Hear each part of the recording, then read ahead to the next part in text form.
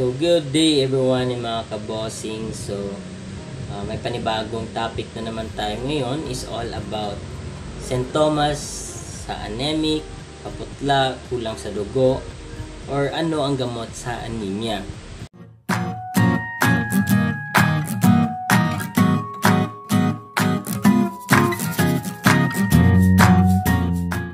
Ang iron deficiency anemia ay isang kondisyon kung saan ang dugo ay walang sapat na bilang ng malulusog na red blood cells. Ang red blood cells kasi ay responsable sa pagdadala ng oxygen sa iba't ibang tissue ng ating katawan. So, ang iron deficiency anemia ay may kakulangan at hindi sapat na iron sa dugo.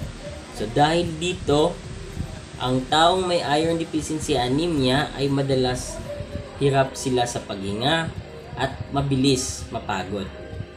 So, pwedeng gamutin ang mga sakit na ito sa pamamagitan ng pag-inom ng mga iron supplement.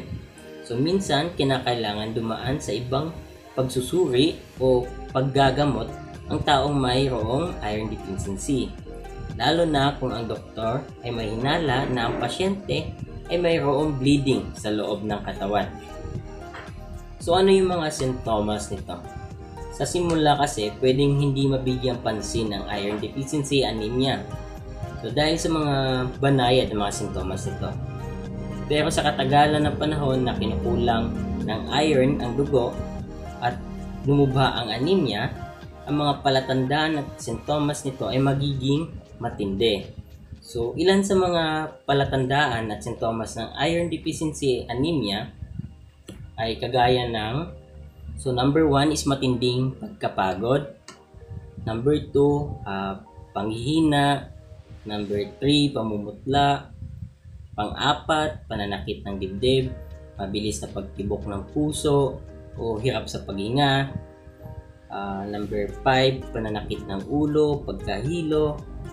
Number 6, panlalamig ng kamay at paa. So, number 7, pamamaga ng dila. Number 8, marupok na mga kuko. Hindi pangkaraniwang panghahangad ng hindi tamang mga pagkain gaya ng yellow, dirt, or puno ng mga starch. So, ang pang-10 is kawalan ng gana sa pagkain, lalo na sa mga bata at sanggol na mayroong iron deficiency anemia. So, kailangan kumonsulta sa doktor kapag ikaw ang iyong anak ay nakitaan sa mga nabanggit na sintomas. Kasi ang iron deficiency anemia ay hindi madaling matukoy o magamot sa simpleng pag-inom ng iron supplements. So, kailangan kumonsulta sa doktor para sa tamang diagnosis. Ang hindi tamang pag-inom ng iron supplements ay pwedeng magdulot ng masamang epekto sa katawan. Dahil ang sobrang iron ay nakakasira ng atay at nagdudulot ng ibang komplikasyon. So, ano ba yung mga sanhi ng iron deficiency anemia? Ang iron deficiency anemia ay nangyayari kung ang ating katawan ay walang sapat na supply na iron para gumawa ng hemoglobin. Kasi ang hemoglobin ang bahagi ng red blood cells na nagbibigay ng pulang kulay sa ating dugo at nagbibigay ng kakayahan sa red blood cells para magdala ng oxygen sa buong katawan. So, ang mga sanhi ng iron deficiency anemia ay, for example nito is pagkawalan ng dugo. Ang ating red blood cells sa ating dugo ay naglalaman ng mga iron. So, ibig sabihin, sa bawat bleeding ng ating katawan, mayroong iron na nawawala sa atin. Ang mga kababaihan ay may malaking risk factor na magkaroon ng iron deficiency dahil sa pagkawalan ng dugo dahil sa buwan ng period. Isa pang example nito is kakulangan ng iron sa diet. Kasi ang ating katawan ay natural na nakakakuha ng iron sa mga pagkain na kinakain natin. Kung hindi ka kumakain ng mga pagkaing mayaman sa iron, malaki ang posibilidad na maging iron deficiency ka. Katulad ng mga karne, itlog, mga berde at madahon na gulay, Yun ang mga pagkaing fortified ng iron.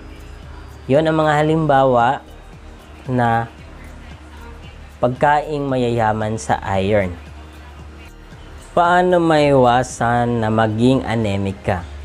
So, madali lang po. So, pwedeng maiwasan ng iron deficiency anemia sa pamamagitan ng pagpili ng mga iron-rich foods. Halimbawa ng mga ito is yung karne na galing sa baka, baboy o manok, pagkaing dagat, mga seafoods, beans, mga birding gulay gaya ng lettuce, dried fruits gaya ng pasas or raisins, iron-fortified cereals o tinapay at pasta, at marami pang iba. Ang karne kasi ang pinakamagandang source ng iron na pwedeng gamitin ng ating katawan. Kung ikaw na may hindi kumakain ng karne, so kailangan taasan ang pagkain ng ibang iron-rich food, plant-based na pagkain para matumbasan ang halaga o dami ng iron na pwedeng makuha sa pagkain ng karne. So, yun lang po at maraming salamat at sana may natutunan kayo sa topic natin ngayon.